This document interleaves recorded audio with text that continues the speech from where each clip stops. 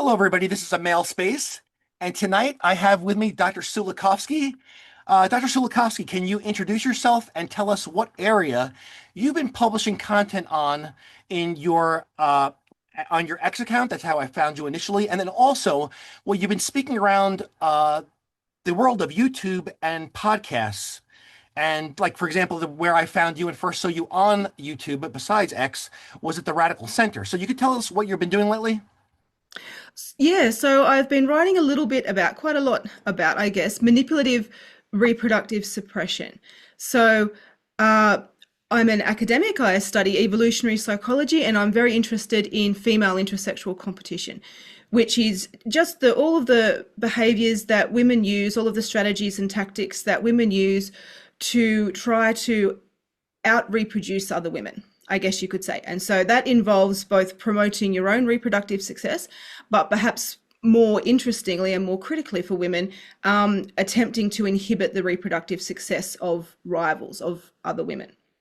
And so that's where a lot of my thinking has been lately, and that's what I've been talking a lot about on X and in podcasts. And so what I think are some of the really pressing consequences of reproductive suppression at the moment is the declining birth rate, which I don't think that we talk about enough, and also the damage that's being done to civilization that's flowing from manipulative reproductive suppression, which is similar to the sorts of things that Helen Andrews was talking about in her Great Feminization. She did a talk and she's done some podcasts and she wrote a fantastic essay.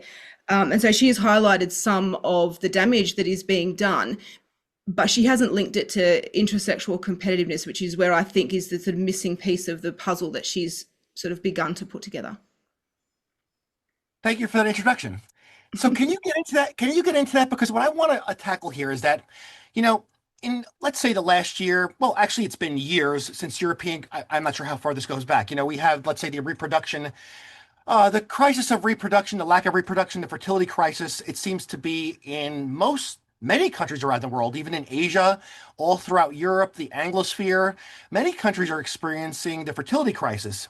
I'm not sure when they were starting to get aware of this, but it didn't come to my attention until a few years ago. And even in the United States, even this did not go through. Well, actually, I'm not sure if it went through or not. I think that it did not. But Donald Trump had the supposed idea of rewarding mothers to reproduce because he would give them a $5,000 cash gift. So Yeah, that does not work, actually, as you said in some of your podcasts that you've it doesn't participated seem in. to work, no. And then I think that Viktor Orban in Hungary tried financial incentives, and that didn't work. Now, what gets to me is that you have these talking heads, conservative talking heads, Republicans, people like Elon Musk, pushing for this, people for people to get married, and every time get married and reproduce, that is, or maybe just reproduce. I'm not sure that people are necessarily pushing marriage. I don't know what each individual person is pushing. However, I think this is irresponsible. Whenever someone says to men on any social media outlets, TV, wherever it is, any sort of media, to tell men and women to reproduce without any analysis of the sexual market and the divorce regime. But here we're going to deal with the sexual market. How can politicians and these talking heads say, just reproduce, go find yourself a nice wife, have a family, and reproduce, if they're not going to analyze what you're analyzing? I mean, isn't this kind of irresponsible? Oh, look, I think it's difficult to know whether it's irresponsible. I think there's a couple of things that I don't think are that controversial anymore. And one is that birth rate decline is a serious issue, and it is already having economic consequences, and it will have much more dire and more catastrophic economic consequences in the not too distant future.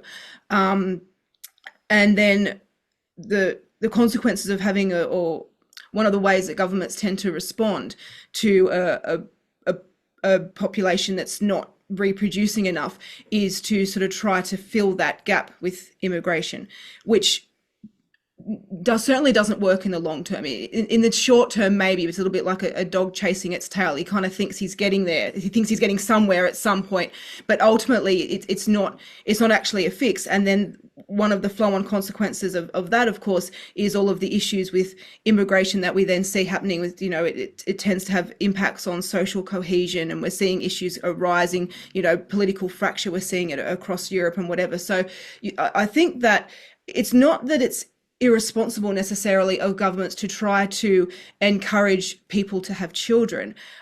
But the problem is that most, if not all, of the ways that governments have tried to do this in the past just haven't worked. So the Roman Empire had issues with not having enough reproduction at the end, and they tried baby bonus type policies as well, and they didn't work. Australia had them in the past, and in some sense we still have them. We don't have the same baby bonus that we used to have, but we still offer women state-funded maternity leave for 6 months, and that's on top of any maternity leave that you might get from your job. So it's not contingent on you not actually already having paid maternity leave. So it is effectively, for many women, it effectively becomes just an additional cash gift in order to have a baby. But these things don't tend to move the dial. And so even though I think that governments need to be thinking about this problem, that they're not thinking about it in the right way. They're thinking about it, I guess, the way governments think about most things, as an economic problem. And it has economic consequences, but it's very much a social problem, and it's very much a behavioral systems problem. And so if you actually want a population to reproduce more than it is, then you need to understand the behavioral systems and how they work, and what you need to meddle with in those systems if you want to increase reproductive rates.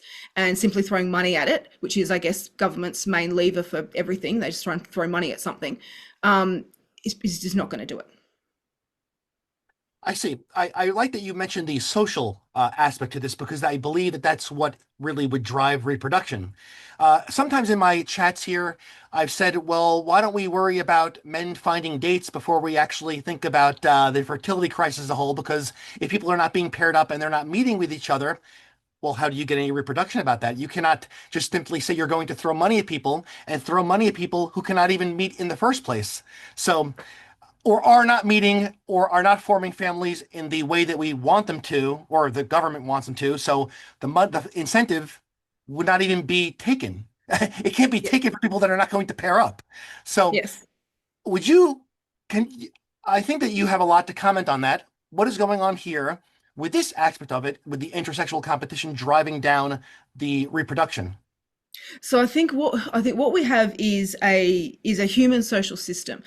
And so it's very difficult to identify, even a linear causal chain with multiple factors, because it's a more complex system than that. So there's a bunch of things going on, and they're all interacting.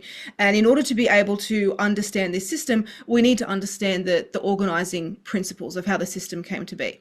And these are the basic principles of evolution, how every natural system comes to be. It evolves under natural selection and various other types of selection, sexual selection, and whatever. And what I'm positing about the human social system, mating system, that I think is sort of the way it works, and the reason why birth rates are being driven down, is that you've got some, in terms of any sort of mating system, you've got kind of two main components that each sex is worried about. The first thing they're worried about is the other sex. They need to find a mate. So that's kind of like, challenge number one. There's obviously a lot of dynamics and preferences and all sorts of things going on between the sexes in terms of mate choice. But what's considered perhaps less often, but is just as important, and in fact, I think at the moment, I think it's much more important, is your rivals, the members of the same sex, who are ostensibly competing with you, not just for mates, not just for members of the opposite sex, but they're competing with you for everything. They're competing with you for resources, they're competing with you for social status, and they're competing with you for everything that can lead to you accruing resources and building social status, because those things are very important for successful reproduction. So these are the two halves of the equation. And mate preferences, mate choice, women prefer certain things in men prefer certain things in women. That's all fine, that's all good and well, and that is being corrupted at the moment. And that's an interesting conversation in itself, but it's the other half of the equation that I think is really driving the way society is going, and it's driving it fundamentally in women. So to sort of get people up to speed, if they haven't sort of thought about these things before or heard me talk about them before, there's a fundamental difference between men and women. Male reproduction can spread far and wide. So, for exactly the same reason as a society can send most of it in a generation of men off to fight a war, and lose many of them, and the population can recover in a generation, as long as it keeps its women, because women are the carrying capacity of reproduction. You can have relatively few men. As long as you have a stable number of women, then the population can recover incredibly quickly. It's not cost free. There are issues with fatherlessness and whatnot, obviously. That society will certainly bear a cost for sending large numbers of men off to a war, but it can do it. If that same society were instead to decide to send large numbers of women off to war, if the women who are left clearly are not going to be able to reproduce at the capacity of equal to everyone who was lost, right? So, and most people are familiar with that dynamic. Well, for exactly the same reasons as that applies, we see really big differences in male versus female intersexual competition. There is very little that men can do to impact to other men to impact the background reproductive rate of the population. So, even if a man could somehow do the types of things that women do with social contagions and ideologies and things, and try to convince, 2/3, 3/4 of the men around him to withdraw from the mating market and to not reproduce, as long as women didn't change their behavior, the background rate of reproduction of the population is not going to change. Women, on the other hand, if they manage to convince, as women have done via feminism and various other sort of things that are very other ideologies and sort of little pieces of modern wisdom, I guess you could call them, that have grown up out of feminism, women have managed to convince large numbers of other women to withdraw themselves effectively from the mating market. And that is seriously reducing the background population rate. And the reason why this is evolutionarily advantageous for women, but the same behaviors are not advantageous for men, is because reproductive success, in like the currency of evolution, that's what evolution cares about, right? It's relative, it's not absolute. If you're in a population where the background reproductive rate is, say, like 3 children per woman, and you have 2, then you're losing. If that continues generation after generation, your lineage becomes less and less represented in the population and eventually disappears. However, if you're in a population where the background reproductive rate is, say, 1.7, and you have 2 children, well, then actually you're winning. And if that continues generation after generation, your lineage will expand its genetic representation in the population. So even without changing your own individual reproductive success, if you can tamper with the background reproductive success of the population in order to bring it down, then you will gain evolutionarily from doing that. And this is something that women are able to do by influencing the behavior of other women. Even if men could influence the behavior of other men that way, it wouldn't drop the background reproductive rate, and therefore they wouldn't get the genetic payoff. And so these behaviors haven't evolved in men. So female intersexual competition stands apart from male intersexual competition in that men, it's a bit more like a running race. Men are just like in their own lane, going as hard as they can and trying to beat the other men. That's basically how male intersexual competition works. Female intersexual competition is like a running race, but instead of running as fast as they can, most of the competitors are spending most of their time trying to trip all the other competitors up, right? That's like the female intersexual competition running race. And this is why we're seeing so many feminist ideologies. They all tend to arise out of what we broadly call feminism, which is itself like a very broad and conflicting school of ideas anyway. But that's why we see so many of these. And what ties them all together, what they all have in common, is that they are all really hostile to reproductive success. I see. Well, speaking of culture, what you said there about this competition issue is that, wasn't it historically the case that marriage at early ages took care of this competition? Meaning, in my view, from what I've read, for example, especially in the book Sexual Utopia and Power by Roger Devlin, is that him, Dr. Daniel Linnaeus, who is the author of The Case for Father Custody, and Dr. Stephen Baskerville, who are dealing with matters that you're dealing with, but they've never offered, you're offering me information that I did not read in their works or spoken to Dr. Baskerville about, but I'm sure he would appreciate this content as well, what you're saying. But wasn't it historically that sex was regulated through monogamous marriage, also polygamous marriage in some parts of the world also, but historically it has never been this free-for-all, meaning that if you have monogamous marriage at relatively early ages, the way that we used to have it in the West, this gets rid of the competition because it results in assortative mating, meaning the most attractive people or the most high status people would all be paired up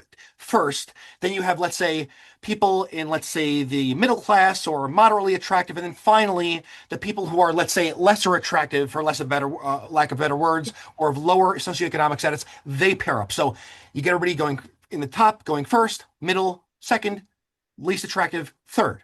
And the competition is, let's say, I'm not saying totally done with, but mostly, most cultures, most societies didn't tolerate casual sex, which I believe is let's say, a contradiction of terms. They had rituals, matchmaking, sometimes, let's say, semi-arranged marriage, arranged marriage, even if there was, let's say, no formal arrangement. In Yep. some communities, some aspect of an ethnic community or a religious community, people getting paired up. So you don't see this kind of competition. Right now, people are getting married in their 30s, even, let's say, people reproducing at the age of 40. And I think it's an indication. I'm not saying this is bad. This is what we were dealt with. This is what many men and women are dealt with. They're dealt with going into these ages without mates. And even all this talk on the internet and the various pill spaces, all this talk about how to attract a woman and the psychology of women and how to game a woman and all these things to attract a mate, that to me is a bad sign. Mating and dating is for young people who are fertile and, well, you know what word I'm going to use there. So, I so know what you mean. um, what we, So yeah, look, you're absolutely right. So marriage has long been known and recognized as what they call a cultural universal. So there's pretty much isn't a culture that doesn't have marriage. And that, from an evolutionary perspective, that tells us a couple of things. Number one, it tells us that marriage solves a pretty fundamental problem, a pretty fundamental organizational problem of human societies. Because if all of the societies that exist have some sort of institution that we can, normally, recognize as marriage, regardless, as you say, of what they call it and exactly how it works, but every extent human society has some sort of institution we can recognize as marriage. Therefore, this solved a really important problem because all of the societies that didn't have it, they're gone now, right? So we know that this solved a really important problem. And the really important problem that it solved that allowed societies to become cooperative, high trust, and peaceful, yes, it's exactly the kinds of things that you're talking about. So it solved these problems of sort of clashes over partners, sexual conflict, sexual competition. And what it did is one thing that I think people tend not to, or to forget about marriage or tend not to appreciate enough is that marriage is not really a contract between the two people getting married. It sort of is, but not really. right, It's actually a contract between the married couple and the rest of society. That's the actual marriage contract. correct. And what happens there is the rest of society says, okay, if you two agree to be with each other and only each other, so we don't have to worry about you poaching any of our mates or causing any other trouble, then as a society, we afford your relationship special status.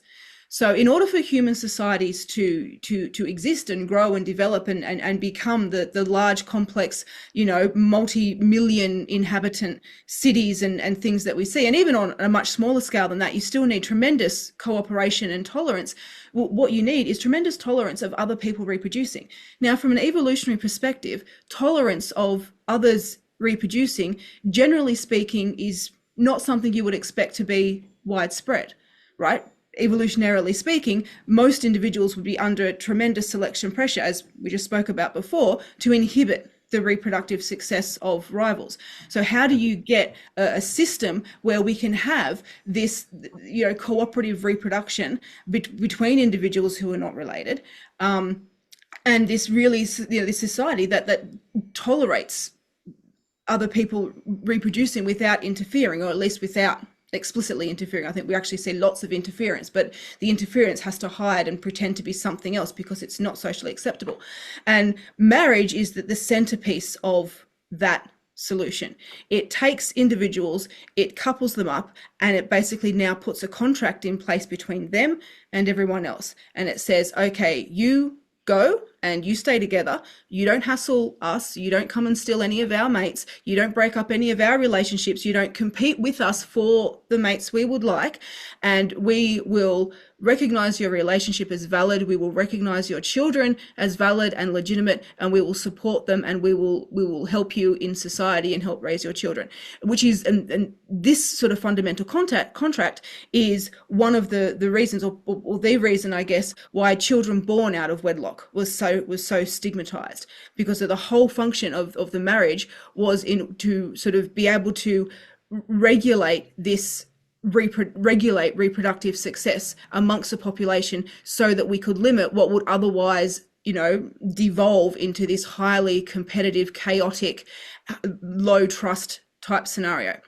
The fact that every human society stumbled upon something that looks like marriage to solve this problem and allow it to become coherent and cooperative and grow suggests that in the absence of marriage, things are not good. But then you see, and again, you see it as a repeated pattern across civilizations. As civilizations grow and mature and become old, you see marriage declining. And that is also a repeated pattern. So what we're seeing here now in the West with declining marriage rates, declining birth rates, these things are not unique to us. There is nothing in that regard. There is nothing very special about us, and there's so therefore the consequences of that not being special to us is that when we try to explain what's happening and why, we can't appeal to anything that is unique to our civilization. So people would love to say, oh, it's because of the internet, and it's because of social media, and it's because people aren't doing enough exercise because of video games and internet and social media, and they're not getting out there, and relationships are online now, and so people aren't really meeting each other and falling in love because they're on their computer instead of out in a pub, or whatever it might be. These are all just fringe effects and distractions around the edge. There is actually something there's something fundamental about a human society that means that the progression from a high marriage, low intersexual conflict society, especially lowish intersexual conflict for women, at least. I think there's still plenty of it, even in high marriage societies, because intersexual competition is not limited to that part of your life where you're pairing up and meeting someone else. Women continue to compete. They continue to try and degrade each other's reproductive success, long after marriage and whatever. That's sort of another different story. But at least the kind of really aggressive reproductive suppression that we're seeing now, that was kept in check by marriage. But there is something fundamental about the human condition and the human system and the way it works, that as societies age, the institution of marriage does degrade and does break down. And so we see this as a common thread. And so we need an explanation for it that doesn't rely on something that is unique to our time and place. There must be something more fundamentally human that explains that. And my explanation is that it's the inevitable emergence of intersexual competition once women have access to the time and the tools to be able to engage in that type of aggressive competition. I see. I'm glad that you mentioned everything you mentioned. It's a lot of useful information to us, but I'm really glad that you mentioned that marriage historically was a contract between a couple in society, that marriage connects one to society also. And Yes. also, I've been stressing, and it did not even occur to me because I grew up post 1960s in America. I'm a, let's say, late Gen X or early millennial, but it wasn't until I stumbled upon the works of Dr. Daniel Emnaeus, Roger Devlin, and Stephen Baskerville, Dr. Baskerville, who I've been mentioning here, because those men have had huge impacts on me. And I also grew up in a fatherless home, and also grew up around other people that were fatherless or had men that were present but checked out mentally. And I've said this several times in my shows. What I'm glad that these men mentioned to me was that the primary purpose of marriage is to establish fatherhood, meaning that if it were not for marriage, then men would have no authority or rights over children at all. And right now, we really do not have, let's say, I mean, I'm married, we have marriage, a contract of sorts, but we don't have authentic marriage in the sense that it is in the sense that it would be for men's authority in a family, meaning having access to their children and rights to their children. If there's no marriage, like Dr. Daniel Linnaeus has said, there's no sociological father. There's the biological sperm donor, but there's no sociological father. And sometimes I'll tell people this and discuss this in certain forums that we're discussing these topics in. And some people will understand it the way that I used to understand it or misunderstand it and say, well, I'm sure if a child's born, that has something to do with it. Yes, technically he had something to do with it. It doesn't mean that he has access to those kids unless society supports him.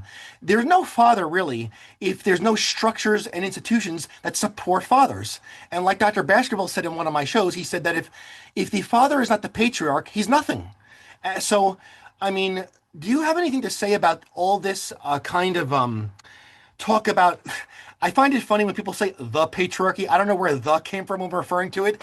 I'm just going to say patriarchy, but where do you have any insight of where this comes from? Why the hostility towards male authority? So I think I think there's a lot wrapped up in the term patriarchy, and it means different things to different people, and so that can make it difficult to talk about without being misunderstood. So you know, when feminists, as you say, they put the in front of it and then capitalize it at it's the patriarchy, Yes. and it's effectively a mythical structure that they are able to then use as as an organizing principle and a causal factor, that they can attribute everything to patriarchy. And the logic of that argument the logic of that argument is it's a little bit it's a bit generous saying it has logic at all, but the logic certainly falls down very quickly. They will recognize. I think perhaps the best example of the logic of that failing is benevolent sexism.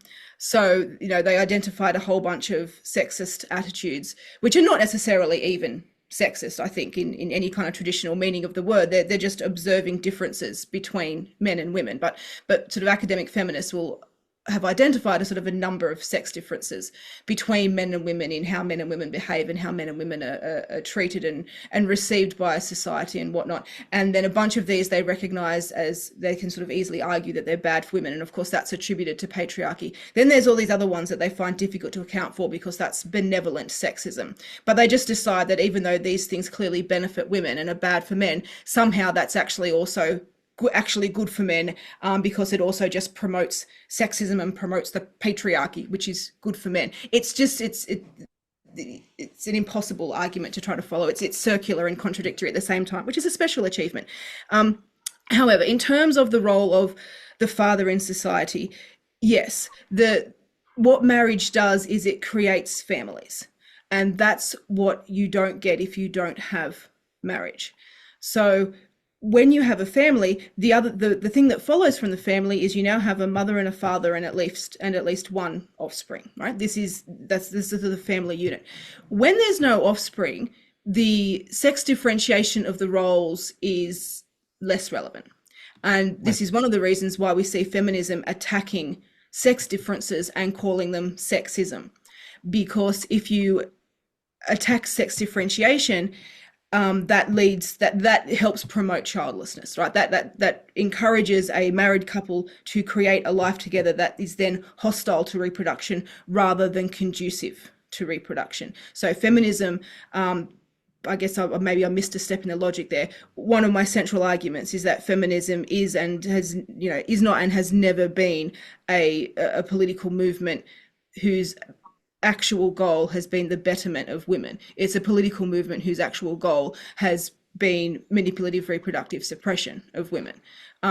Looked at from that perspective, a lot of its contradictions just evaporate because they're not contradictory. They actually are all completely consistent with the goal of lowering reproductive success. From that perspective, it makes perfect sense that feminism attacks all forms of sex differences and sexual dimorphism within relationships, because in order to be able to most successfully raise children, which again, evolutionarily, this is what we have evolved to be able to do. This is the reproductive success. Evolution doesn't actually care how much money you make. It doesn't care the size of the house you live in. It doesn't even care about your social status or anything else. Ultimately, none of these things matter if they're not actually contributing to successful reproduction. So you want to have children, generally the more the better, but definitely the better those children, the better as well. So it's not just about quantity, it's about quality as well.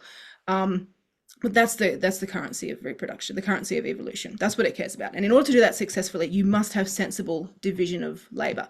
Now, it makes zero sense in a football team to take your great big giant buffy men, whatever they call themselves, and decide to put them on the wing, and take your skinny little, wingers that look like a piece of dental floss and decide that you're going to put them in the front row of the scrum. That's just stupid, right?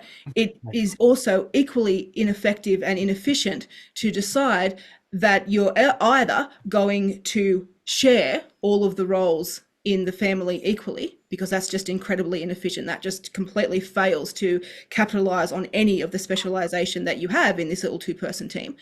It would be even more stupid to try and swap the roles around and to try and do something that you are less efficient than your partner as, while your partner tries to do something that they are less efficient than you at.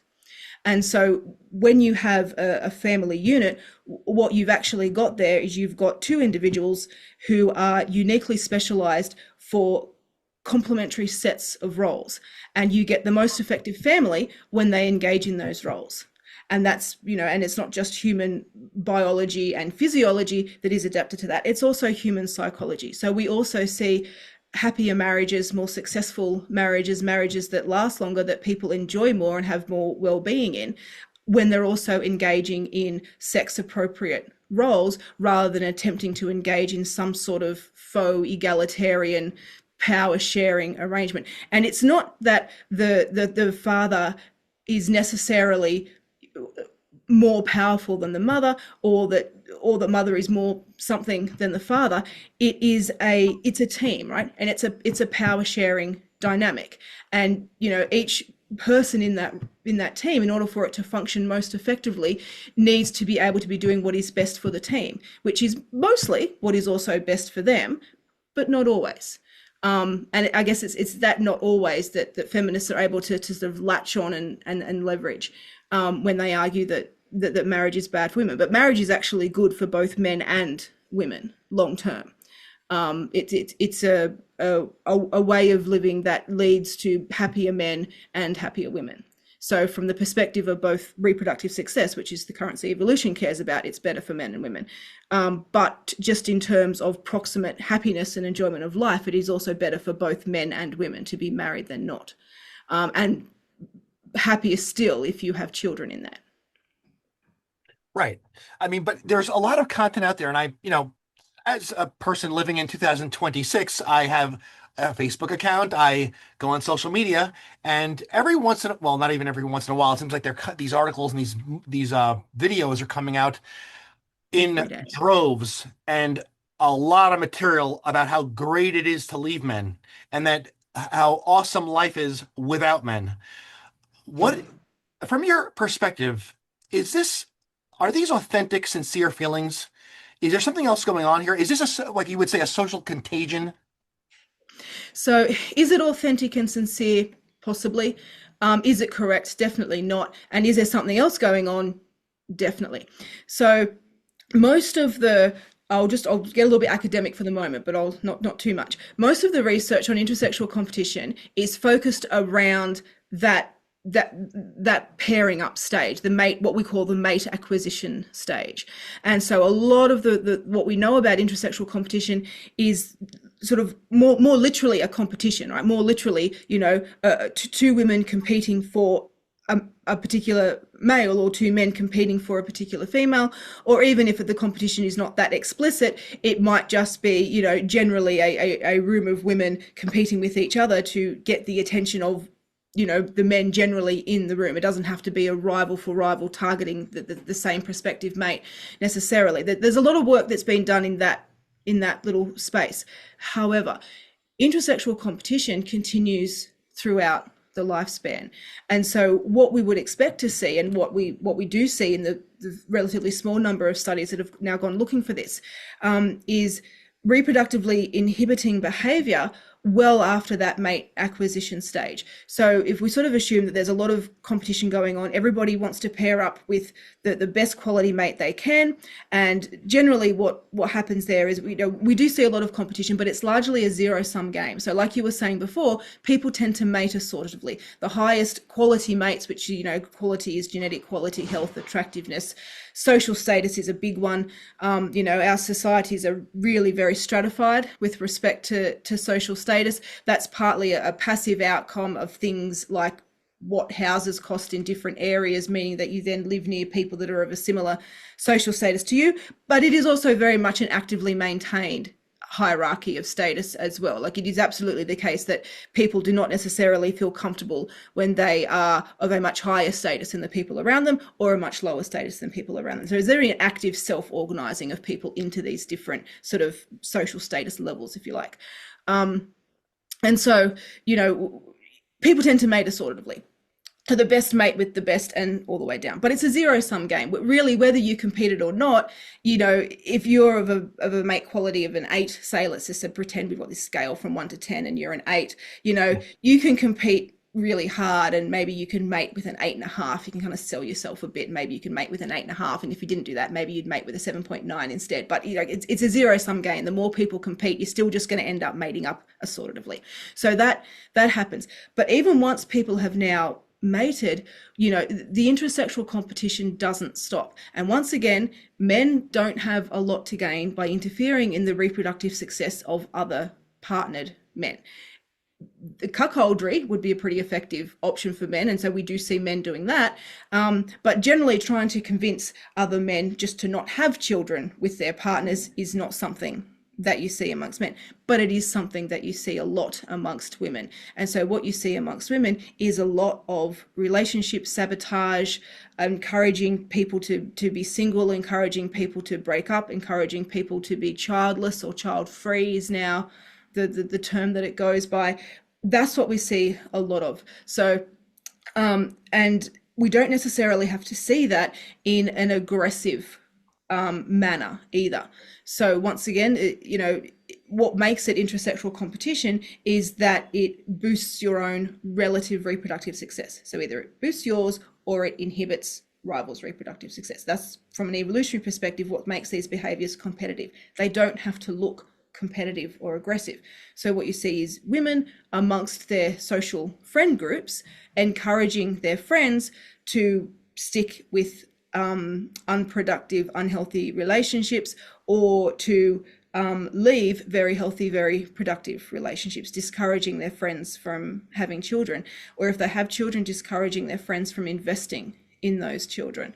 And then we're seeing what you're talking about now. We're seeing that sort of happening on, like, what I've called a broadcast scale, where I think every day you see some article coming out talking about how I cheated on my husband and it was the best thing that ever happened for our relationship.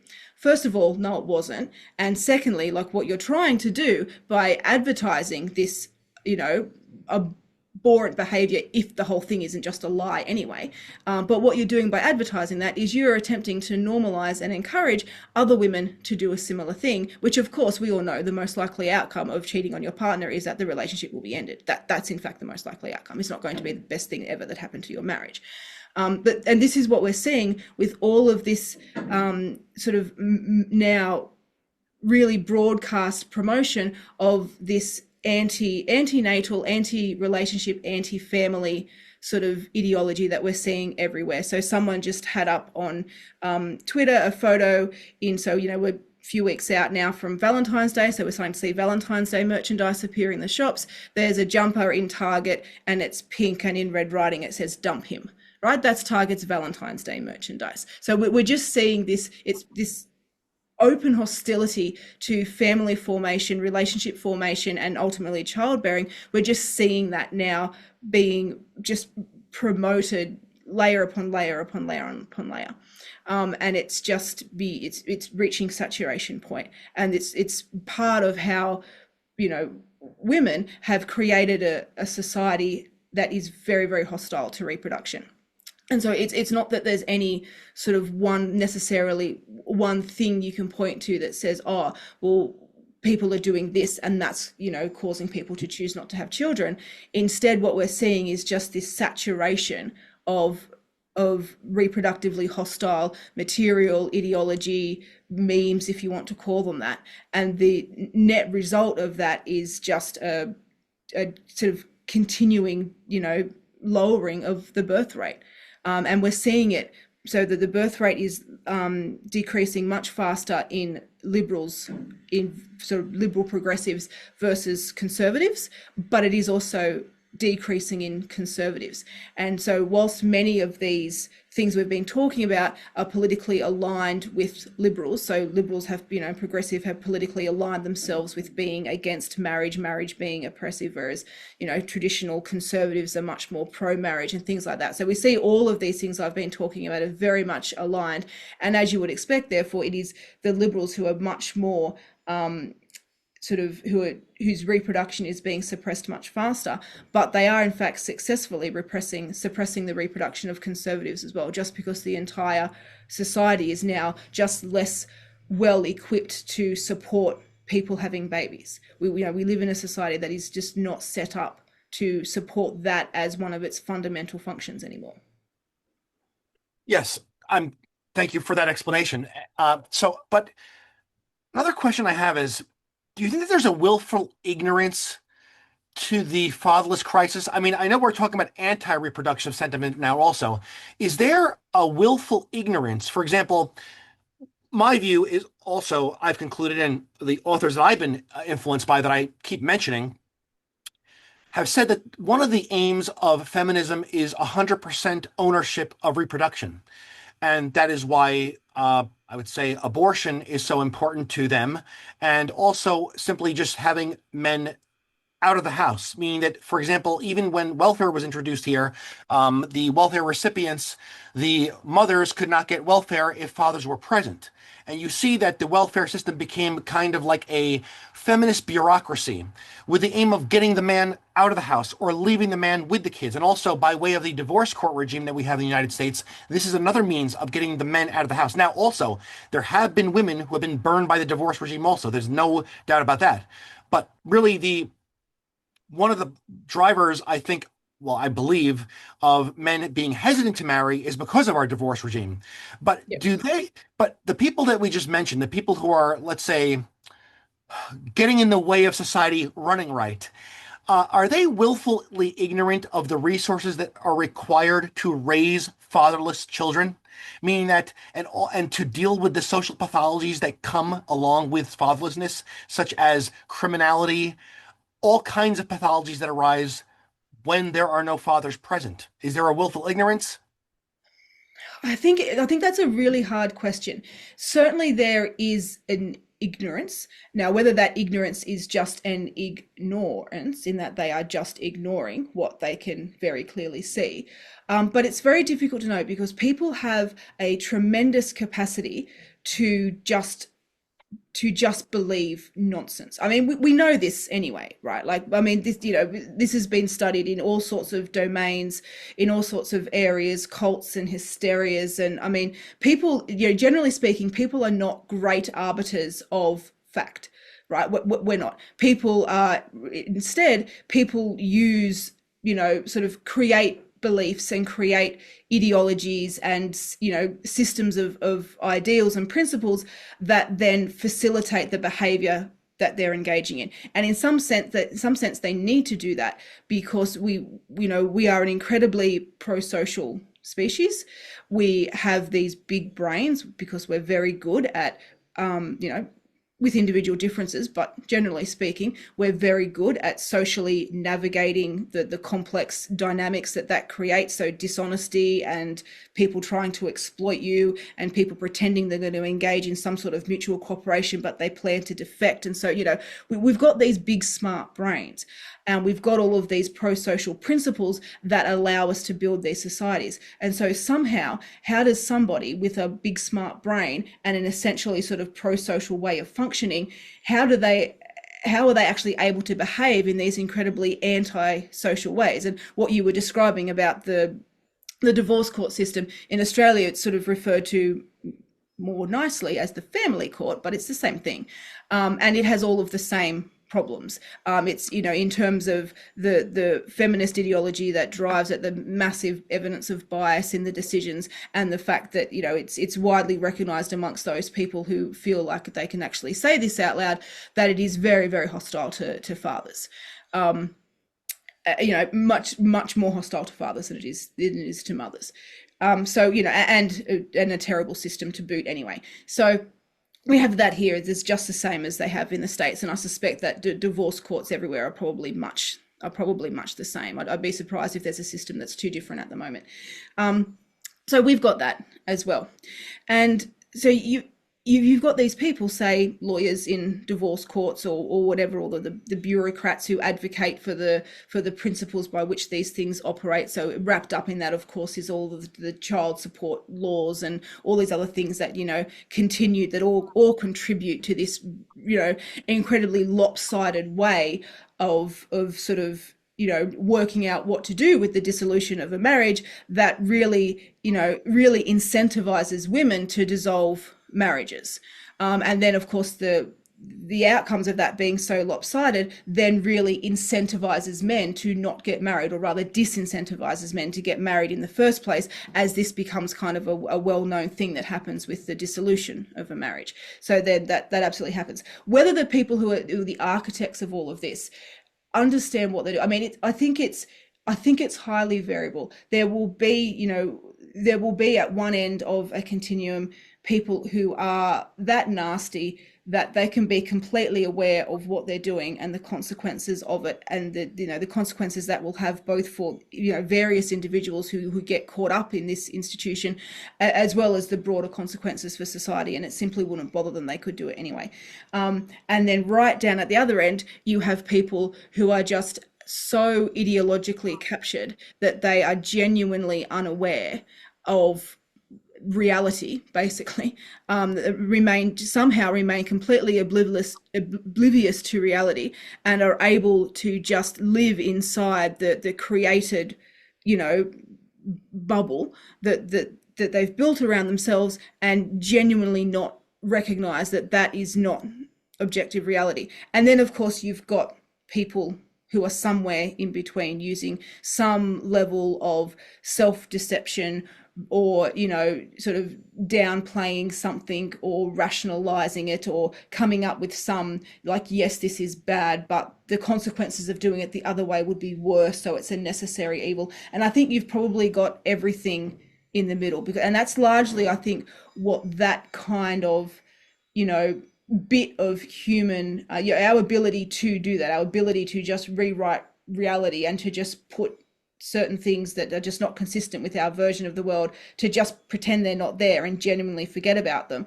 The function of that, of our ability to do that, is to allow us to behave in all of these ways that just fundamentally go against the basic, kind and pro-social nature of being human. I mean, the majority of people are kind. Like there are a small proportion of people who are genuinely callous and nasty, but that is small. The overwhelming majority of people, if they're walking down the street and they see an injured animal, they're going to stop and they're going to try and help it. If they see an injured person or something happening, I mean, these days interference is much less common for a whole bunch of other social reasons, but generally speaking, people's first impulse to most things is to help someone in trouble, is to be kind, to not do something nasty. That's kind of a fundamental principle. And then there are ways that people get around that. And that is one of the ways that people get around that. So asking whether people know or not, I think the answer is both yes and no and everything in between, but we just have all of these cognitive tricks that allow us to behave as though we don't know, and to be comfortable with not knowing. And in some ways that is almost equivalent to not knowing, even though that person has all of the relevant information and clearly on some level does know. But they're able to operate in a way as though they don't, and genuinely forget, the information that is inconvenient, that would force them to have to reconsider what they're doing and the merits of it. Yes, I see them myself, actually, these coping mechanisms, even of some people who are not willingly ignorant, or they just simply do not want to see dark side of what is going on here. They figure that if it does not affect me, why should I even care about this? I mean, I guess that it's reasonable to not absorb oneself in these sorts of things that we're talking about, but I personally have an interest in these matters, and I think that I have an obligation to the younger generation to spread information that we have here. So, one thing before we go to the other topic that I was talking to you about, that being the sexual revolution, before I get into that, I don't want to forget this, is that Uh, Dr. Baskerville usually talks about law versus culture.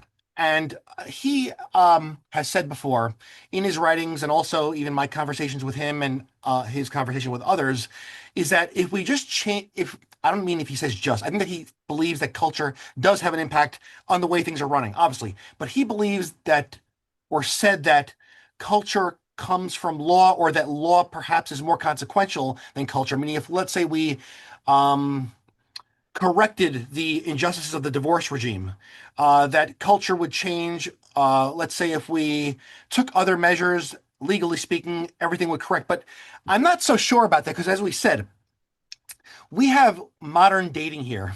We have a free for all. We have no rules. We have no guardrails. We have no rituals and mores that are surrounding the mating process or matching up, as we discussed some moments ago. How would we convince so many people all throughout the Western world that, hey, we're done with dating? We're done with relationships. We're done with boyfriend and girlfriend. We're going back to the old way for most of human history. We're going to find you suitable mates that we think are suited for you. And maybe you could go on some dates with them if you don't like them. It wouldn't be a hard arranged marriage. It could be, let's say, matchmaking and pairing people up. And if it doesn't work out, fine, we'll find someone else for you, right? But no, pretty much the party would be over, right? Can you convince millions of people that the party's over? That you're no longer going to have a boyfriend or girlfriend? It's either you're going to have someone that you're courting, that someone is courting you, leading to marriage. Because my view is that this sort of arrangement of the free for all, it works out for some people. I think that it actually works out for people who have the best upbringing, the most cohesive communities that they live in, highly agentic, highly intelligent, uh, socially aware people, probably intelligent. That's who it works for. What I see is that for most people, it doesn't work. So my view is that this too contributes to the fertility crisis. But how are we going to tell people that we're going back to the olden days? And, it's no longer going to be that you could go up to a woman who is a stranger to you and say, hey, want to go out on a date sometime? You look good. Can we convince people to do that? Because my view is this, is that you have to take two choices. No, one of two choices. Either you have a licentious free-for-all or you have sexual regulation. And if you have a licentious society where it's a free-for-all, you have to absorb, well, not you, society has to absorb the consequences that we're dealing with now, or you go the more boring way, which probably is more restrictive, a little more rigid, but leads to more productivity in all sorts of ways, not just reproduction, but productivity Yeah. Yeah. and more of a high trust society that really does cut down on a lot of social problems, actually. Even criminality, probably also, yes. Less Yeah, dysfunction. definitely criminality, definitely productivity in every sense, including the economic sense. Look, I don't know whether you can. I don't think that there is a way because the thing is, the really annoying thing about human behavior is that it's not easy to modify, right? Right. It's not it's a very complex system, and we've got people behaving in ways where they're not aware of the reasons for their behavior. So women who are advising other women that they should break up with some guy because he's boring, or Yeah. whatever ridiculous made up reason it might be. These women are not necessarily thinking to themselves, oh, that's a really lovely relationship they've got going on. They're probably going to get married and have children. I know, I'll break it up. Well, they think that they are genuinely doing their friend a favor by encouraging her to break up with this boring guy who is making her boring, who is making their friendship boring.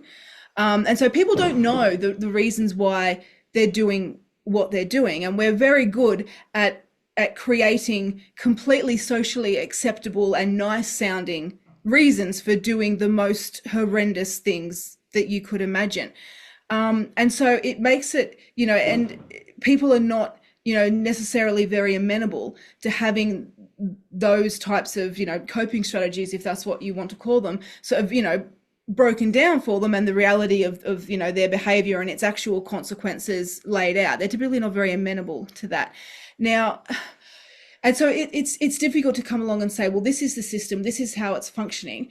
It used to function like this. This was much better for everybody. And so we just need to go back to that, because the part of, I think, the way this works, and the reason why this type of intersexual competition and reproductive suppression leads to declining birth rates and eventually civilizational collapse, that is all part of how the system functions. And just, it would be a little bit like saying, look, it would be great if my car could fly, so now I'm just going to tell it to fly. Like you can't. They're not built to fly. Even if you attached wings to it, it still wouldn't be able to fly.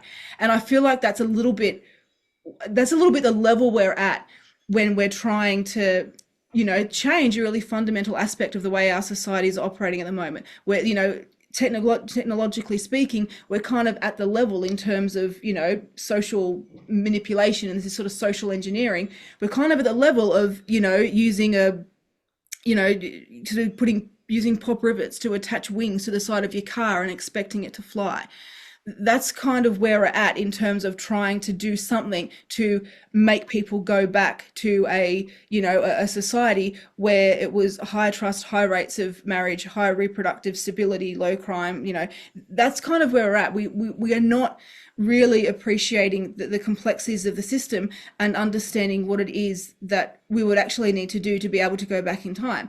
And I suspect, and I genuinely hope I'm wrong, but I suspect that, much like the car wings analogy, if you want to actually make your car fly, you can't do that. That object is never going to fly under its own steam. If you want to make something that flies, you chuck that away and you begin building something new. And that is what we see with civilizations that reach the stage that ours has reached. They don't go backwards. They don't sort of undo all of that, what they all thought and celebrated as progression for so long, and progress, and we're moving forward and life is getting more wonderful. They don't ever begin undoing that. They collapse and something else grows up from anew, and something else grows up, and that something else has all of these things that we used to have when we were a younger civilization. And so I don't know that there is a solution that involves us going back to what we had. What's coming is inevitable, but perhaps where our efforts would be best placed in attempting to predict what's coming and attempting to work out what it's going to look like and what it's going to mean for people, and working out how we can best cope with that and manage that and influence that and still be here on the other side, because there is another side. Like, Rome ended and the world didn't end. Right. Arabia ended and the world didn't end, right? They all end and the world doesn't end. The world just keeps going. And so there always is, the end of civilization is not the end of the world. It's not the end of everything, but it is the end of, what we would currently, call the West. But we can perhaps apply our efforts into understanding what the inevitable things are that are coming our way, what they're going to look like, what it's going to take to get through that, and to come out the other side with some semblance of the bits of the West we still like, that we would like to keep.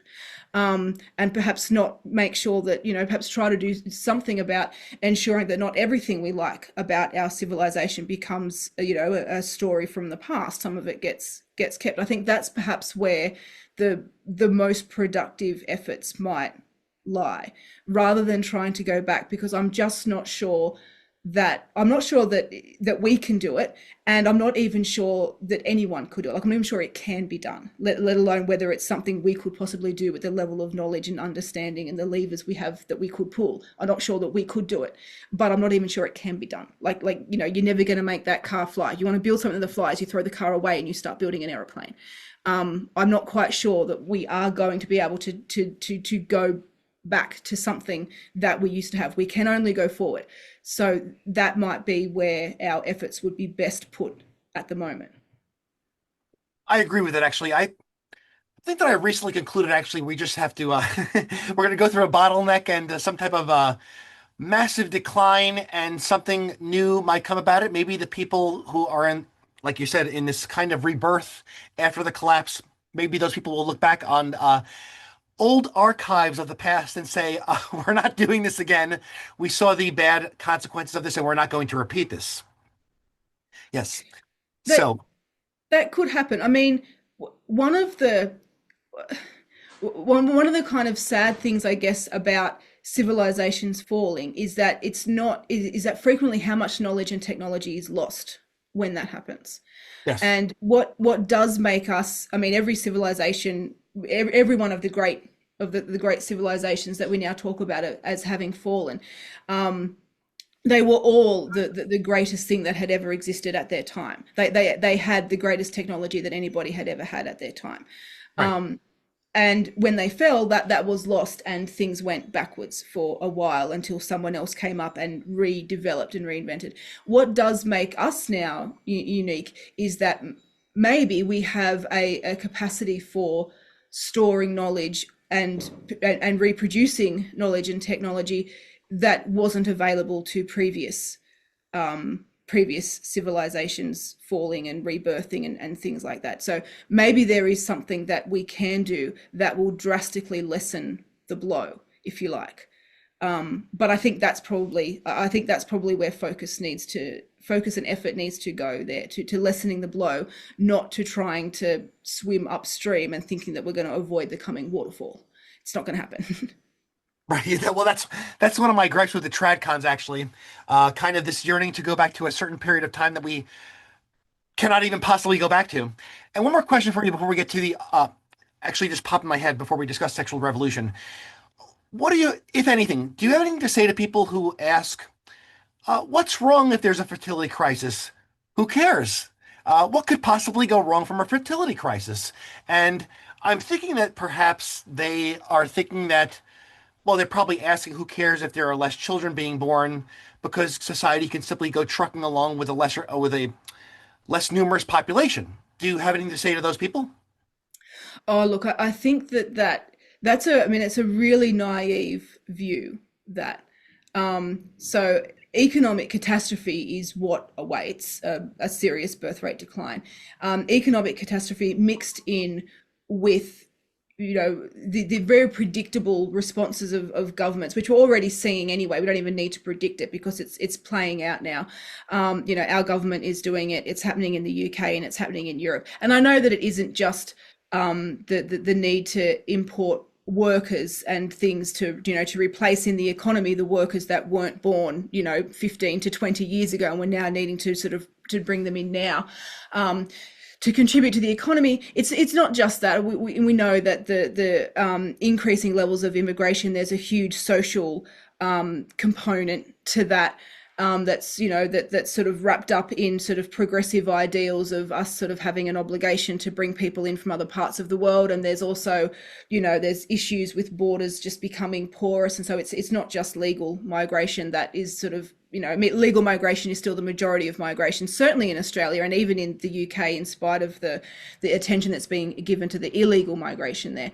And even in Europe, to some extent in Europe, they've made the sort of illegal migration legal in some sense by sort of the European Union has kind of imposed on all the countries this obligation to take this many refugees and allow them in and whatever. So they've kind of turned the illegal migration into something legal. But what we're seeing that is that the consequences of that is that for any society, and it doesn't really matter what your society looks like and where the people who are coming in are coming from, unless those two things look very, very similar, then you're going to see massive changes and huge social instability. Because when you have slow migration, then you get assimilation, generally speaking. People tend to assimilate. They become coherent with the culture that they live in. When you bring in migration very quickly, then you get large numbers of people coming from the same place. And, culture, it almost exists in the space between people. So if you bring in large numbers of people, then their culture unavoidably comes with them. And if that culture clashes, and is sort of just incompatible in fundamental ways with the culture they're arriving at, then you just see a degradation in social cohesion, and you see the society becoming lower trust, and you see crime going. We see all these things, and we're seeing them all now, and they're issues that governments are grappling with, and they're very difficult for people to talk about, for obvious reasons. It's very, very hard to have a conversation about the social cohesion and the cultural inconsistencies without it, sort of degrading into sort of accusations of racism, or even welcoming in actual sort of racist elements as well. And so it's an incredibly difficult space for governments and for people to navigate. And for that reason, a lot of people are simply not navigating it. They're not wanting to have those really hard conversations, and they're a bit scared of them. And so that's kind of one inevitable consequence of birth rate decline, is we are going to see this response to birth rate decline just increase and intensify. But another really important thing, I think, that people need to understand about the economic hardship that's coming. I'm not quite sure that people in the West, and this probably applies to maybe the top sort of, I don't know, 60 to 70% in terms of socioeconomic status. The people who are still in the bottom 20% or even 30% probably understand, I suspect, very well what economic hardship actually means. And they understand what that implies about how difficult day-to-day life can actually become. But those people who are in the top sort of 70%, 70 to 80% of our societies now, I think have perhaps, and as long as they were born in that top 80%, many of them really don't have a concept of what economic hardship looks like. So this is kind of really ramming home in Australia right now. And I don't know that our situation is better or worse than particular parts of the US or whatever, but I know our situation obviously because I'm here, so I can speak to it. And what's happening in Australia at the moment is, we have a massive cost of living crisis compounded in sort of by two main things. One of those is impossibly high energy prices, just impossibly high. Like, people now simply cannot just pay their electricity bill when it comes.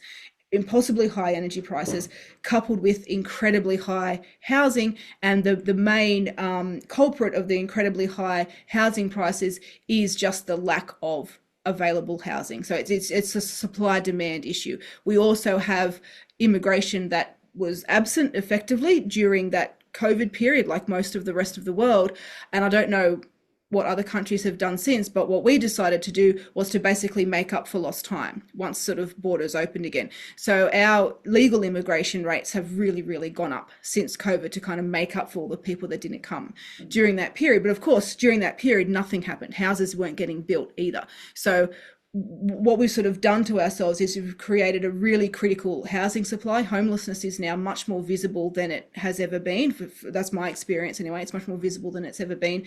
Housing prices are just ridiculous. Cost of living is then also ridiculous because of the cost of housing, which is not just buying houses, it's rent, and then electricity bills are ridiculous to pay. And the reason why electricity bills are just impossible to pay is almost entirely attributable to the government's implementation of the net zero policy. So their implementation of wind and solar and batteries, and their sort of insistence on shutting down coal power plants and gas. And we have in Australia, we have much like the US actually, I guess, we have a federal government and we have state governments. And so there's sort of some sort of contradictions between what's actually happening with net zero, because the federal government is pushing it very hard and the individual state governments not necessarily as much. So there is some sort of conflict there. But generally speaking, in a nutshell, the way the Australian energy market works, basically whatever is the most expensive energy going is kind of what everyone pays for everything. So energy prices are just going through the roof as they just keep adding these more and more expensive new technologies that are not especially efficient, and they culminate in what effectively needs to be battery storage, which is, I guess, the most expensive of all, where you sort of have to generate wind and solar whenever it gets generated. You can't control that, but then you've got to store it for when you need it, and that's the most expensive, right? And that's now setting the prices for people. And so it's a disaster. And people are now learning, people who have been really comfortable, probably fancied themselves middle class, doing very well, thank you very much, for quite a long time, are discovering that they now cannot pay both their mortgage and their electricity bill. but they then have to choose between which one of those they need to pay. And they might have an $80,000 car sitting in the driveway, and they might live in a really affluent suburb, but they can't feed their kids each week, and they can't pay the house payment and the electricity bill, and they're going to maybe have to sell the car. And at some point, there's, something's going to give, and for a lot of people, it's already given. And this kind of economic hardship, which is now creeping into people who perhaps have not known it either, maybe for their whole life and even for a couple of generations in their family, they're starting to understand what that just not actually having money to buy food or to pay a bill or, to stop your electricity being turned off. These people are now discovering what that means. And I would say to the people who are not that concerned about birth rate decline that, for a long time, the mantra about climate change and net zero was just, well, who cares if we're wrong? Like, oh, so what? Oh, we cleaned up our environment for nothing. We stopped burning dirty fossil fuels for nothing. Well, the folly of that has now been laid to bear. We're not cleaning these things up and not burning fossil fuels at a cost of nothing. And so who cares if we did it when the world wasn't ending because of climate change? Actually, we're destroying our economies, and we are destroying, like families, suburbs, areas. Like, we are just inflicting massive pain on the Australian population with the government's net zero. And it is turning out to ostensibly be for nothing. But we've even now got sort of Bill Gates, who perhaps at one point was certainly the richest and one of the loudest, like, we need to act on climate change. And even Bill Gates is now like, well, look, it's not going to be the catastrophe that we said it was. There are more important things we should be spending our money on, really. And it's sort of reaching a point where I think where that attitude is going to become more and more widespread, and we're just going to sort of memory hole this period of time where we all decided that the world was ending, and we decided to tank our economy to stop that from happening, when what we were doing to the economy was having zero impact on emissions. And it is, by the way, having virtually zero impact on emissions. The government is not going to meet any of its targets for all of the pain that it's causing. And it doesn't look like that, actually, without having any impact on emissions at all, turns out the world's probably not going to end either, because of climate change. And so, we've done that. And what's happening here now with net zero is just like it is like a dry run of what's going to happen with birth rates, because with net zero, this is all being self-inflicted, right? This is a government policy being inflicted, driven by a very, very strong belief in the catastrophe that is climate change. If they don't do this, they can stop, and at some point they will stop, because the pain being caused by it will just be too much. When the same economic catastrophe comes because of birth rate decline, no one has a stop button. No one has an emergency exit where it says, oh, okay, this is just too painful. We all just need to have babies now and stop doing this, because it takes about 20 or 30 years for everybody to have babies and for the babies to grow up and for us to start healing the economic pain that's going to come from birth rate decline leading to population decline. So those people who think that this is not a big issue, they're not correct. This is a massive issue. And if we thought net zero was bad, wait until this hits, because there's no off-ramp for this one. We all have an off-ramp for net zero, and various countries, the US has already taken it, so effectively, as far as I can tell, with Donald Trump. And I don't imagine Australia's is that far in the future. All of the net zero stuff has an off-ramp because it's all self-inflicted. Birth rate decline is, well, I mean, it's self-inflicted in some sense, but we can't just decide to stop doing it. There will not be an off-ramp. So it's, what we've got to look forward to is not going to be fun. And it's a serious problem, and we need to be thinking about it like yesterday and working out how as a society we can best respond, because by the time the pain of it hits us, that's way too late. Yes, that's a great explanation to anybody who just simply asks, what the problem, who cares? You offered a great explanation, a thorough explanation of what happens when you have this situation. So I'm going to cap off our conversation with some discussion about this post here in which you reposted a clip of what is Brett Weinstein talking about the sexual revolution. And he is urging them to recognize that they've been sold a bill of goods with this revolution, and it has led to self harm. Uh, Many people, like we said here, people either they are ignorant or willfully ignorant. I think that some of them who even have a lack of knowledge of the sexual revolution and all elements of it will again ask a simple question. What's the matter with sexual revolution? Who cares if people just get together, so to speak, with whoever they want, whenever they want, and it's a free-for-all, but what does it matter to anybody else? How could this harm people? How could the sexual revolution, how could it have resulted in what he is calling self-harm? What bill of goods had they been sold? So I think that yeah, I think there's a few different types of harm, and we've been sort of talking about one of them with this sort of broad scale changes to society that leads to a society that we don't want to live in, basically. And that's one level of harm, and that these are consequences that are far down the track. And then of course there's other types of harms which are more proximate, and this is where it gets people who are focusing on very proximate harms and also the other side of that, very proximate benefits.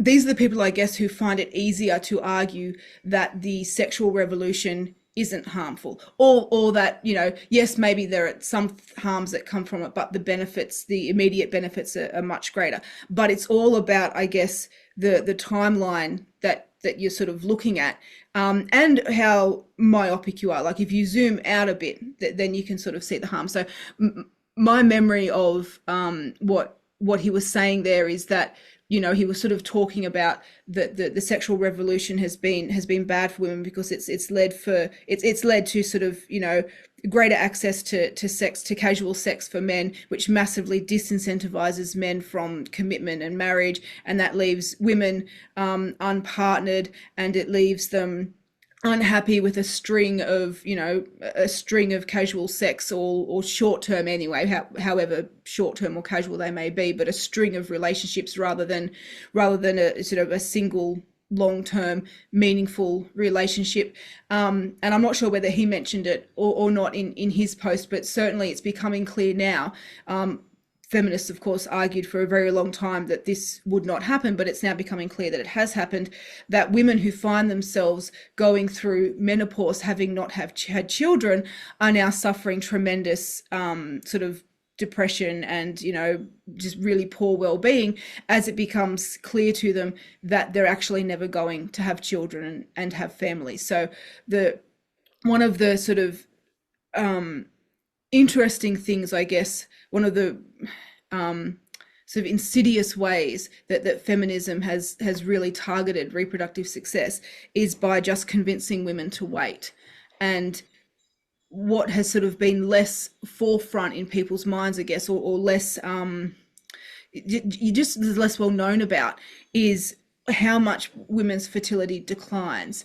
And so I think someone who looks at this stuff in detail sort of put a report out recently. Again, I wish I was better with names because then I would know his, but I'm not. And he was sort of saying that his report showed, and this was not specific to any particular country, this was sort of largely a worldwide phenomenon. As you said yourself, it's not even just the West, it's also Asia and even parts of the Middle East, and we're seeing this birth rate decline. But you only need to get to about 34 or 35, somewhere around there, and if you haven't had children by then, the odds of you ending up permanently childless is then greater. So it goes well beyond 50% at that point, and then really begins to track upwards as you get older again with every year. And so one of the things that we've seen with the sexual revolution is because sex now became much more readily available. And the thing to remember about sex is that sex was always available to women. So women were the gatekeeper of sex, if you like. So it was always the case, and I'm sure, in fact, in some senses, I think it's probably still the case even now, even with the very wide availability of sex to both sexes. It is much men, generally speaking, are much more willing to engage in casual sexual conduct than women, which means that from the other side of the fence, it is much easier for a woman to find a man willing to engage in casual sex, if that's what she's decided she wants, than it is for a man to find a woman to engage in that. So even prior to the sexual revolution, there were still plenty of men willing to engage in casual sex, if indeed that's what any given woman wanted. So it wasn't that the sexual revolution opened up the sex market for women. That was already pretty open. Men were already pretty on board with that, right? That's why there's never been a market for male heterosexual prostitutes, right? There just is no market. You cannot compete with a freely available product, right? So there's no market for that, which is why they've never really existed. What the sexual revolution did is it opened up female sexuality to men. So men now had much more access to having sex with women than they had before the sexual revolution. That's what actually changed. And so now men were disincentivized to do all of the things that they previously used to have to do if they wanted to have sex. Go through a lengthy courtship period, actually commit to someone, actually be monogamous, at least for some period of time, if not for a long period of time. Actually perhaps even invest some money in the relationship, actually take her out on a date, buy her dinner, buy her some gifts, show some willingness to actually be more than just a sexual partner. And what the sexual revolution did is it allowed men access to sex without having to go through all of these rituals and without actually having to invest. And that was kind of the beginning, I guess, of, well, no, it wasn't the beginning. There were things happening even before then, but that was kind of certainly a big acceleration in the dissolution of the marriage institution and the destigmatization of anything to do with sex, not just sex, but the destigmatization of porn, the destigmatization of casual sex, the destigmatization of sex outside of relationships, the destigmatization of sex inside someone else's relationship. All of these things became much more common, and once they become more common, then they become destigmatized just because more people do them, and so they mustn't be so outrageous anymore. And that was what the sexual revolution sort of did. And what my argument was in response to that is that sort of what I sort of touched on before is that it didn't change the sexual market for women at all. Women who wanted to behave like that would have had willing male partners. What it did is it basically took away from women under the guise of handing them, liberation, or whatever the terminology was they wanted to use. It took away from women the ability to closely guard the market price of sex.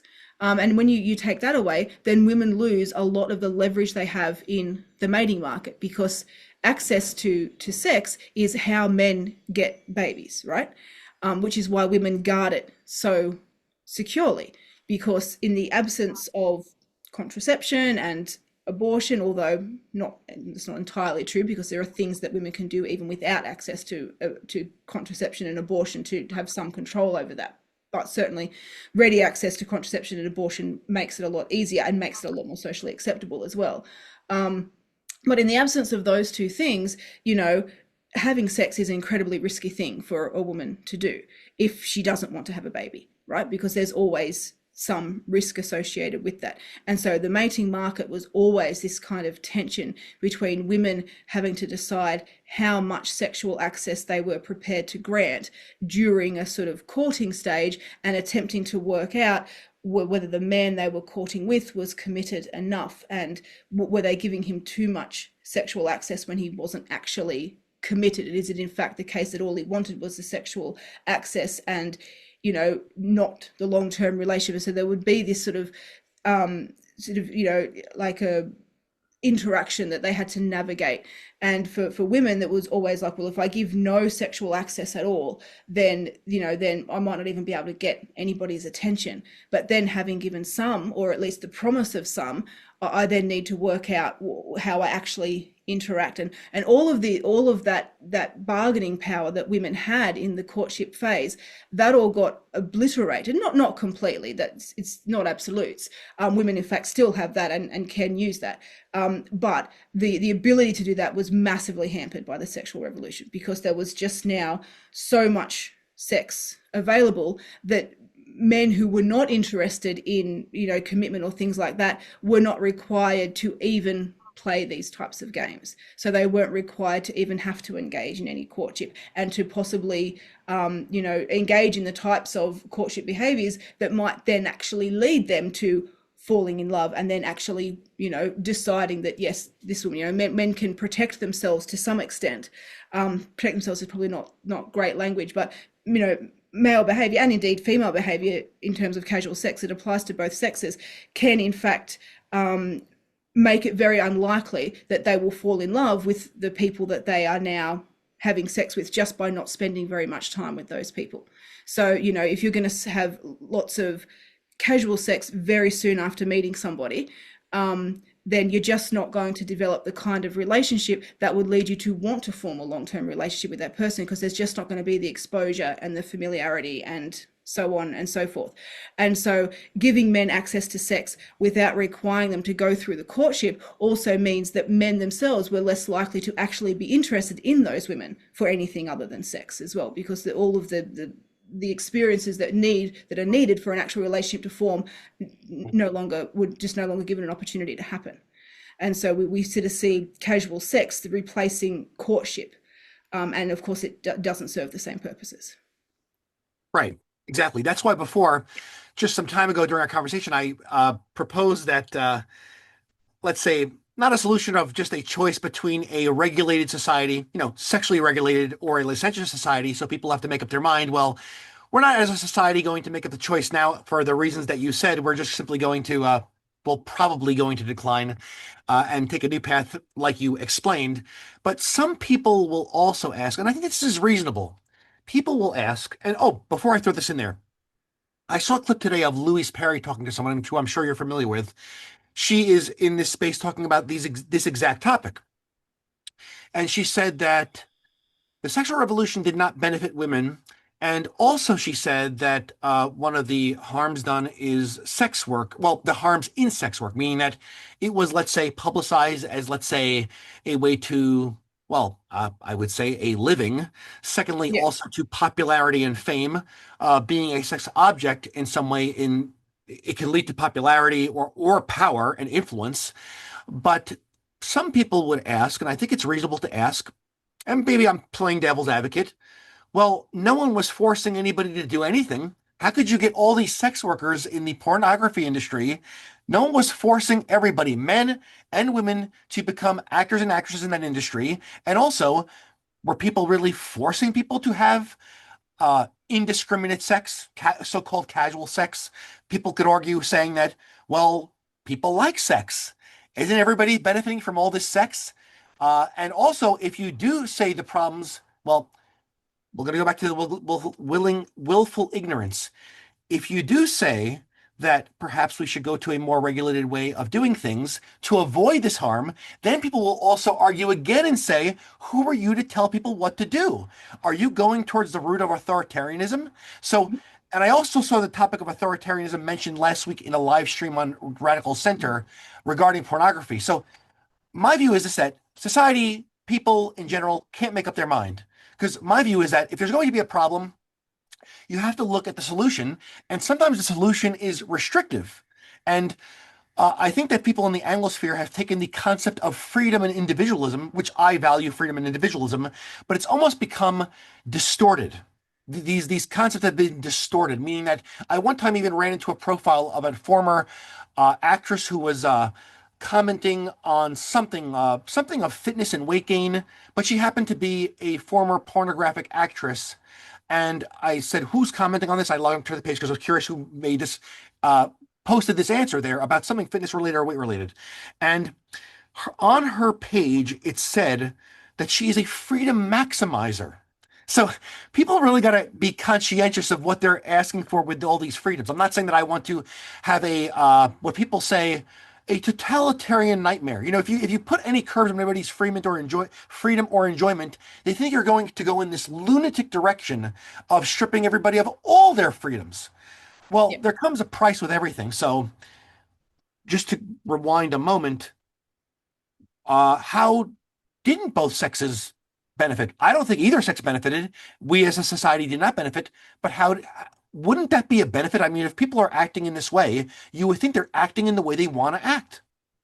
So I think that's a really fundamental, the idea that people act how they want to act and behave how they want to behave. I think that is a really just a fundamentally wrong view, but also a really dangerous one. And it's a difficult one to get away from because our entire legal system is premised on it, right? And in fact, we've seen what happens when the legal system, well, I mean, certainly in Australia we've seen that. I don't imagine it's that different where you are either. What happens when the legal system, when somebody tries to overturn that premise and starts to suggest things like this person wasn't freely responsible for their actions because of this that happened to them in their childhood and because of this and because of that, and what we're seeing in Australia and what's becoming another one of the big social crises that we're facing is just this repeated freeing of repeat violent offenders and just, setting them free, slap on the wrist and away they go, and slap on a wrist and away they go. And really young violent offenders too, because I guess it's easier in a courtroom. I imagine it's much easier to argue that a younger person doesn't have full agency than it would be to argue that an older person doesn't have. So we see it much more with younger offenders in particular. But it's not, heading down that path in the legal system does not appear to be a net good for society. But the problem though, like it's the libertarian fantasy, I think, this idea that everybody knows what they want and with complete freedom would just do what they want and live a wonderful, happy life. And that's just not how human behavior works. It's just not. And so one example I can give, it's a little bit, I hope it's a little bit of an interesting example. I was talking to a guy once. I didn't know him very well, but he was a colleague. And I was talking to him once, and he came from somewhere, I'm not entirely sure where, somewhere in the Middle East, and quite conservative, quite socially conservative. He'd come out to Australia sort of for work, and we were just having a discussion about how differently women dressed in Australia versus where he'd come from. And he was saying that he sort of was, he sort of was, it made him quite uncomfortable. Like if a woman who was like on a beach or something really scantily clad, he was saying that he didn't know where to look when talking to her, and it generally made him uncomfortable. And he was sort of, we were discussing, what the sort of social differences between Australia and his home, and how people come to behave like that. And one of the sort of things that we both arrived at in the conversation is that the norm of any society drags individual differences between people along with it. So if I'm living in an incredibly sort of egalitarian society where women are very, typically very scantily clad, frequently topless on beaches, often wandering around the shopping centres near beaches in just a G-string or whatever, right? Which you can find in various places of Sydney without looking too hard. If you live in that kind of a society and you yourself are nominally a little bit of a conservative bent, then your own behaviour will then be informed by that social norm of what most people are doing, where your behaviour will put you slightly on the kind of conservative side of the middle. If you take that same person and you put them in an incredibly conservative society, then their behaviour will still be slightly on the conservative side of the middle. So it's not that in this society they enjoyed being, really quite free and showing a lot of skin and everything because that was just their inherent nature, regardless of what everyone else was doing. Their own individual difference was actually defined with respect to whatever the social norm is. So the behavior was then defined as, well, a little bit to the conservative side of the mean. So wherever you put them, then their behavior will then slowly reconform to whatever the mean is, right? Whatever the norm is. And so we were then sort of discussing how, what I was comfortable wearing in, being an Australian woman, was clearly going to be far more revealing than what he would have been comfortable with, say, his wife wearing out in public or whatever. But we also then sort of agreed that we were probably actually quite similar in that we were both sort of a little bit comfortable with things being a little bit more conservative than the norm. So we were probably on a very similar place on the individual difference curve, but we'd been raised in completely different societies. And so what we then considered comfortable and appropriate and where we wanted to position ourselves in that society was very, very different in absolute terms, but quite similar in relative terms, relative to each of our own norms.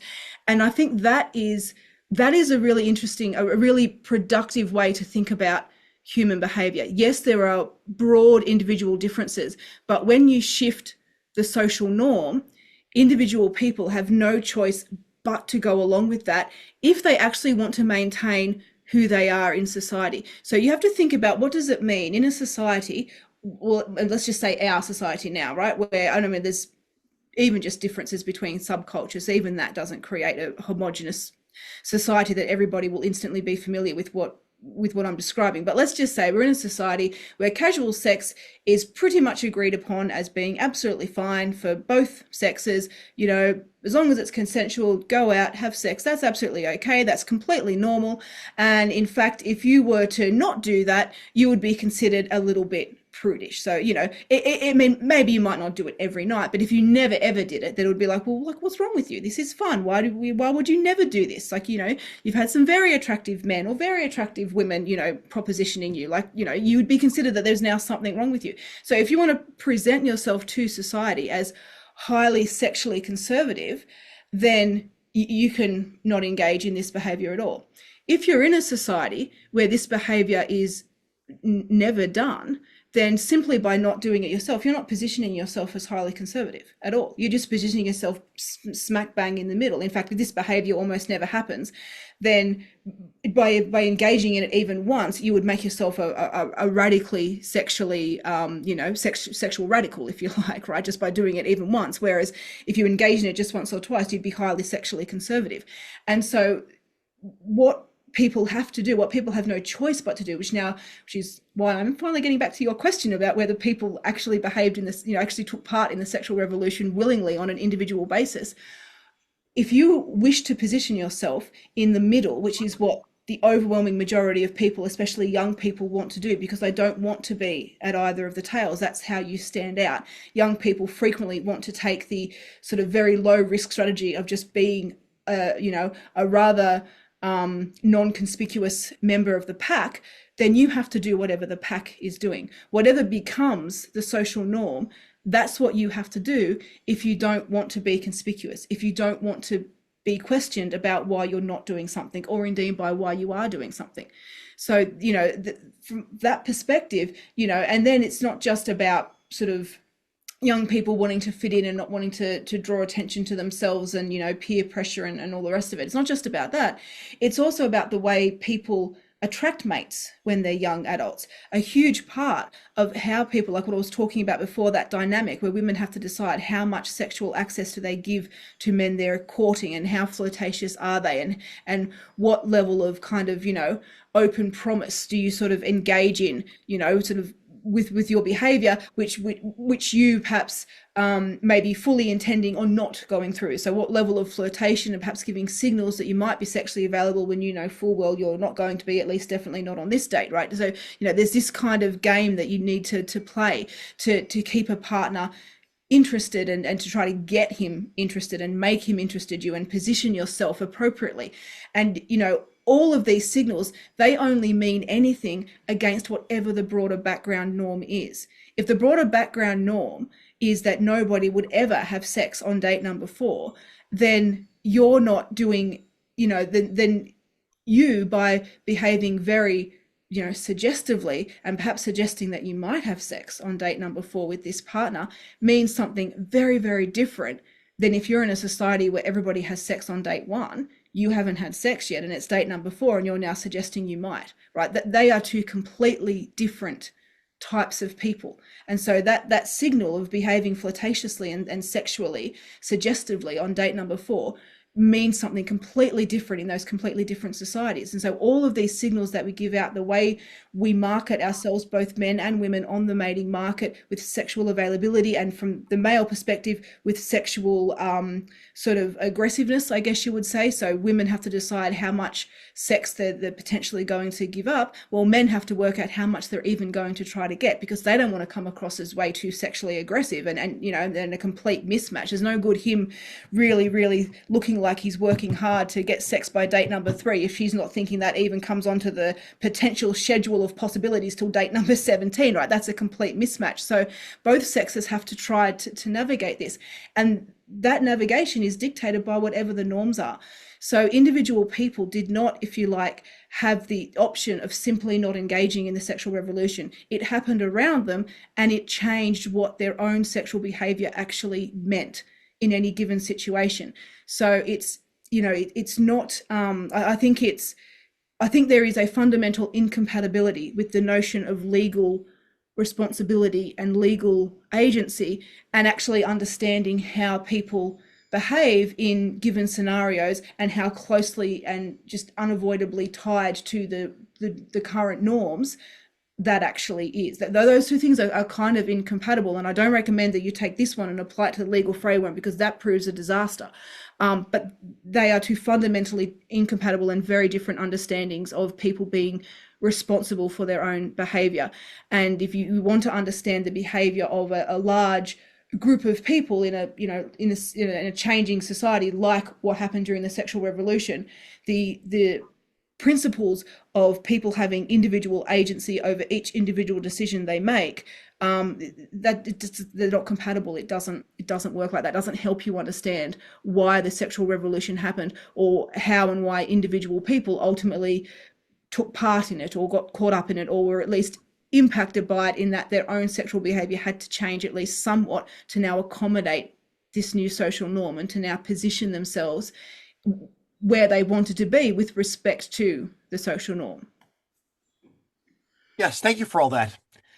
So, I give thank. long answers. I do give very long Oh, answers. I, well, I do try to get back to the question in the end, but with variable success, I think sometimes. I've appreciated every answer that you've provided us, and all that we've spoken about, because this has been a conversation, very informative, and I thank you for everything that you have provided in this conversation.